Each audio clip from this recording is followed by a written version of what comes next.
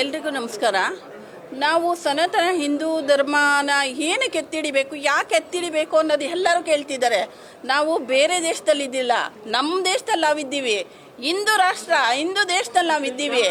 ನಾವು ಯಾಕೆ ಇದನ್ನೆಲ್ಲ ಎತ್ತಿಡಿಬೇಕು ಅಂತ ಇದ್ದೀವಿ? ನಮ್ಮ ದೇಶ, ನಮ್ಮ ರಾಷ್ಟ್ರ, ನಾವು ಇದರಲ್ಲೇ ಇದ್ದೀವಿ ಹೊರತು ನಾವು ಅನ್ಯ ರಾಷ್ಟ್ರಕ್ಕೆ ಹೋಗಿಲ್ಲ, ಅನ್ಯ ಧರ್ಮಕ್ಕೆ ಹೋಗಿಲ್ಲ, ಅನ್ಯ ಇದಕ್ಕೆ ಹೋಗಿಲ್ಲ.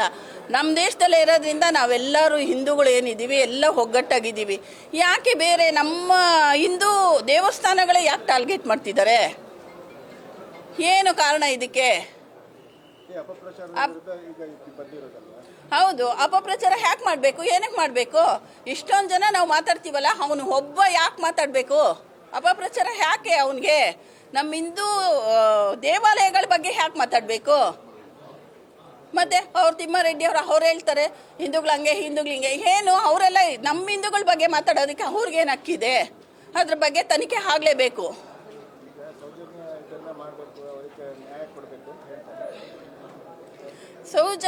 ಸೌಜನ್ಯಗೆ ನ್ಯಾಯ ಕೊಡಬೇಕು ಅನ್ನೋದು ಅದು ಎಲ್ಲರೂ ಇದರಲ್ಲಿ ಇದೆ.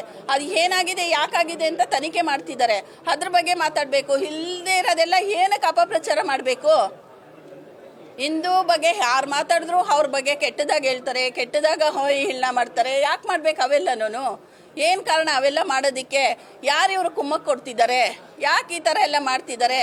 ಅದನ್ನು ನಾವು ಅರ್ಥ ಮಾಡ್ಕೋಬೇಕು. ಹಿಂದೂಗಳು ಏನಿದ್ದೀವಿ ನಾವು ಅದನ್ನು ಅರ್ಥ ಮಾಡಿಕೊಂಡು ನಾವು ನಮ್ಮ ದೇಶ, ನಮ್ಮ ಧರ್ಮ, ನಮ್ಮ ಹಿಂದೂ ರಾಷ್ಟ್ರ, ನಾವು ಬೇರೆ ರಾಷ್ಟ್ರಕ್ಕೆ ಹೋಗಿಲ್ಲ. ನಾವು ಹಿಂದೂ ರಾಷ್ಟ್ರದಲ್ಲಿ ಇರೋದ್ರಿಂದ ನಾವು ಹಿಂದೂ ರಾಷ್ಟ್ರದ ಬಗ್ಗೆ ನಾವೇ ಎತ್ತಿಡಿಬೇಕು. ಬೇರೆಯವರೆಲ್ಲ ಬಂದು ಎತ್ತಿಡಿಯೋದು ನಾವೇ ಎತ್ತಿಡಿಬೇಕು.